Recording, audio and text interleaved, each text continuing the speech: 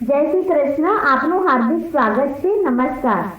આજે આપણે આ વિડીયોમાં સાંભળીશું માઘ માસના કૃષ્ણ પક્ષની અમાવસ્યાની તિથિના મહાત્મ્ય વિશે અને આજના શુભ ઉપાય પણ જાણીશું, જે કરવાથી જીવનમાં ધન વૈભવની પ્રાપ્તિ થાય છે, સૌભાગ્યની પ્રાપ્તિ થાય છે, મહાદેવની કૃપા અને અમાવસ્યાના દેવતા એવા પિતૃ દેવતાઓની કૃપા પ્રાપ્ત થાય છે. આ અમાસના દિવસે કયા ઉપાય કરવા જોઈએ કે જે આપણને શુભ ફળની પ્રાપ્તિ કરાવી શકે તથા પિતૃ કૃપા મેળવી શકાય અને પિતૃદોષમાંથી પણ છૂટી શકાય. આ અમાસની રાત્રિએ કયા ઉપાય કરવાથી તે ખૂબ જ લાભ અપાવે છે, તો આ વિડીયોને અંત સુધી જરૂર જોજો. જો તમને આ વિડીયો પસંદ આવે તો કમેન્ટ બોક્સમાં ઓમ નમઃ શિવાય જરૂરથી લખજો.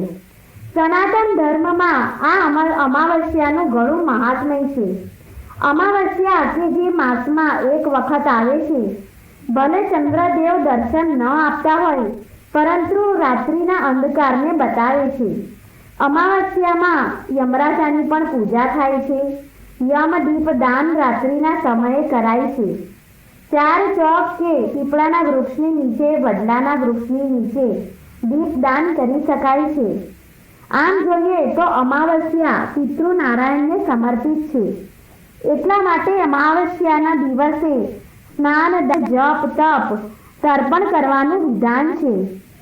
અમાવસ્યાની તિથિ પર જો શ્રાદ્ધ તર્પણ ન કરી શકીએ તો પણ ગીતાજીનો અધ્યાય સાંભળીને અર્પણ કરી શકાય છે. પિતૃ દેવતાને જળ અર્પણ કરતી વખતે જળમાં કાળા તલ અથવા સફેદ તલ, સફેદ ફૂલ જળમાં નાખી લોટા વડે આપણા હાથની હથેળીમાં જે અંગૂઠાનો ભાગ છે તેને પિતૃ તીર્થ તરીકે ઓળખવામાં આવે છે, તેનાથી તર્પણ કરી શકાય છે. માટે તે અંગૂઠા દ્વારા પિતૃઓને જળ અર્પિત કરાય છે. આમ કરવાથી પિતૃદોષમાંથી મુક્તિ મળી જાય છે.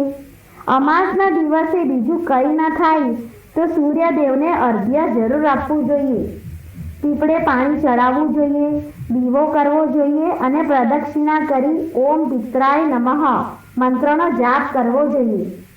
એવું કહેવાય છે કે માઘ માસની અમાસના દિવસે કરેલા ઉપાય, કરેલું દાન, કરેલું સ્નાન અને કરેલી ભગવાનની પૂજા એ આપણને અનેક વર્ષો સુધી પુણ્ય ફળની પ્રાપ્તિ અપાવે છે. માઘ માસમાં ભગવાન વિષ્ણુને સમર્પિત છે તથા અમાસની તિથિ પિતૃદેવને સમર્પિત છે. એટલા માટે જો માઘ માસની અમાસના દિવસે ભગવાન વિષ્ણુની પૂજા થાય છે તથા આપણા પિતૃઓને યાદ કરીને કોઈ સારું કાર્ય, ધાર્મિક કાર્ય કરી શકીએ છીએ. પિતૃદેવ તથા શિવ કૃપા મેળવી શકાય છે. સાથે કોઈ આપણા પિતૃઓ પાછળ કોઈ પ્રકારની વિધિ બાકી રહી ગઈ હોય, પિતૃ તર્પણ વિધિ, પિંડદાન વિધિ, તેમની કોઈ ઈચ્છા અધૂરી રહી ગઈ હોય તો માઘ અમાસના દિવસે તે પૂર્ણ કરી લેવી જોઈએ, જેથી કરીને આપણે પિતૃદોષમાંથી મુક્તિ મળી શકે છે, શાંતિ મળી શકે છે. અમાસના દિવસે પિતૃઓનું ધ્યાન ધરીને સુપાત્ર બ્રાહ્મણ જોઈ જરૂરિયાતમંદ કોઈ ગરીબને કપડાનું દાન કરવામાં આવે છે તો એવું કહેવાય છે કે પિતૃદોષમાંથી મુક્તિ મેળવી શકાય છે. અમાસે રાત્રે નદીમાં દીપદાન કરવામાં આવે એટલે કે દીવાનું દાન કરવામાં આવે તો યમરાજા દેવતાને પ્રસન્ન કરી શકાય છે કે જેથી કરીને મૃત્યુ પછી યમલોકનો ત્રાસ સહન કરવો પડતો નથી અને ભગવાનના ધામમાં આપણી ગતિ થાય છે. અમાસના દિવસે ચોખા, લોટ, ખાંડ વગેરે જેવી જીવન જરૂરિયાત વસ્તુઓ કોઈ જરૂરિયાતમંદને દાન કરવામાં આવે છે તો જીવનના કષ્ટો દૂર થાય છે. અમાસના દિવસે સવારે વહેલા ઉઠી પવિત્ર નદીમાં સ્નાન કરવા જવું જોઈએ અથવા ઘરે જ પાણીમાં ગંગાજળ ઉમેરી સ્નાન કરવા જવું જોઈએ. સ્નાન કર્યા બાદ સૂર્યદેવના 12 નામ બોલી સૂર્યદેવને અર્ઘ્ય આપવું જોઈએ. તુલસી માતાને પાણી ચડાવી પૂજા કરવી જોઈએ. પછી ઘરના મંદિર પાસે બેસીને વિધિવત પૂજા કરવાની. ત્યારબાદ આપણા પિતૃઓ પાછળ કોઈ ક્રિયા રહી ગઈ હોય તો પિતૃ તર્પણ કરવું જોઈએ. આ શ્રાદ્ધ વિધિ છે. તો તે પૂર્ણ કરવી જોઈએ. યથાશક્તિ દાન દક્ષિણા આપવી જોઈએ તથા પરણિત સ્ત્રીઓએ પતિના લાંબા આયુ માટે પીપળાની પ્રદક્ષિણા કરવી જોઈએ. સાથે ઓમ નમો ભગવતે વાસુદેવાય એ મંત્રનો જાપ કરવો જોઈએ.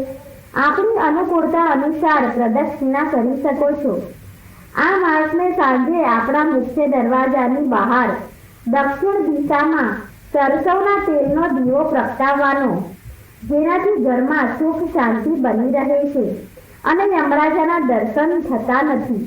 તથા અમાસના દિવસે સૂતા પહેલા તુલસી માળાનો ગાયત્રી મંત્રનો 108 વખત જાપ કરવાનો, એટલે કે એક માળા કરવાની, કે જેનાથી અમાસના દિવસે આપણાથી જાણીએ અજાણીએ થયેલા પાપ નાશ થાય છે.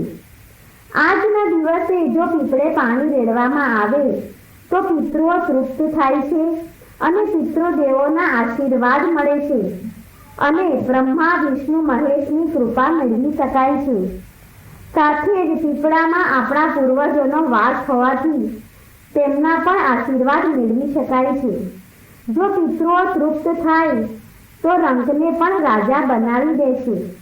અમાસના દિવસે ખાસ કરીને પિતૃ શાંતિ અર્થે તર્પણ વિધિ કરવી જોઈએ. બ્રહ્મ ભોજન પણ કરાવી શકાય છે. આજે શિવ મંદિરમાં જઈ ભગવાનને બીલીપત્ર અર્પણ કરવું જોઈએ, ધંતુરો અર્પણ કરવો જોઈએ. આપણા ઘરે પણ શિવલિંગની પૂજા કરવી જોઈએ. મહાદેવની સાથે આજે ભગવાન શ્રી વિષ્ણુના પણ જાપ કરી શકાય છે, કેમ કે અમાસના દિવસે ભગવાન વિષ્ણુને સમર્પિત છે. ઓમ નમો ભગવતે વાસુદેવાય મંત્રનો જાપ અવશ્ય કરવાનો હોય છે. ચીડીઓને ચીડિયારું પૂરવાનું, લોટની ગોળીઓ માછલીઓને આપવી, કૂતરાને રોટલો કે બિસ્કીટ ખવડાવો, ગાય માતાને રોટલી આપવી જોઈએ, ગાય માતાની પૂજા કરવી જોઈએ, સૌ લોકો પ્રત્યે દયાભાવ રાખવો. આવું કરવાથી ભગવાનની સમીપ સરળતાથી જઈ શકાય છે. અમાસના દિવસે લક્ષ્મી પૂજન કરવાથી લક્ષ્મી માતાની કૃપા મેળવી શકાય છે. ઓમ મહાલક્ષ્મી નમઃ મંત્રનો જાપ કરવો જોઈએ અથવા તો સિદ્ધિ બુદ્ધિ પ્રદે દેવી ભુક્તિ મુક્તિ પ્રદાયિની મંત્ર પૂતે સદા દેવી મહાલક્ષ્મી નમોસ્તુતે. આ મંત્રનો 3 વખત જાપ કરી શકાય છે. જો અમાસના દિવસે આપણે હનુમાનજી સમીપ બેસીને હનુમાન ચાલીસાનો પાઠ કરવામાં આવે તો સર્વશ્રેષ્ઠ છે. તો સર્વ મનોકામનાઓ આપણી પૂર્ણ થાય છે અને આપણી અંદર રહેલા ભયનો નાશ થાય છે. અથવા હનુમાન મંદિરે જઈને હનુમાન ચાલીસાનો પાઠ કરી શકાય છે. આજના દિવસે સુંદરકાંડનો પાઠ કરવામાં આવે તો પુણ્ય ફળ મેળવી શકાય છે.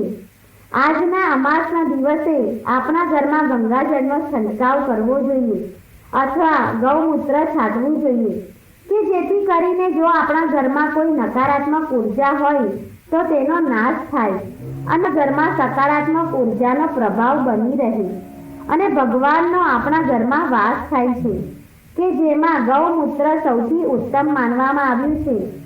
તો આ રીતે અમાસના દિવસે આવા નાના અને સરળ ઉપાય કરીને પિતૃકૃપા અને શિવકૃપા મેળવી શકાય છે, ભગવાનના આશીર્વાદ મેળવી શકાય છે. જો મિત્રો તમને આ લેખ પસંદ આવ્યો હોય તો આ વિડીયોને લાઈક કરો, તમારા સગા સંબંધીઓ સાથે આ વિડીયોને શેર કરો અને તમે ચેનલને પહેલીવાર જોઈ રહ્યા હોય તો આ ચેનલને સબસ્ક્રાઇબ જરૂર કરો. જય શ્રી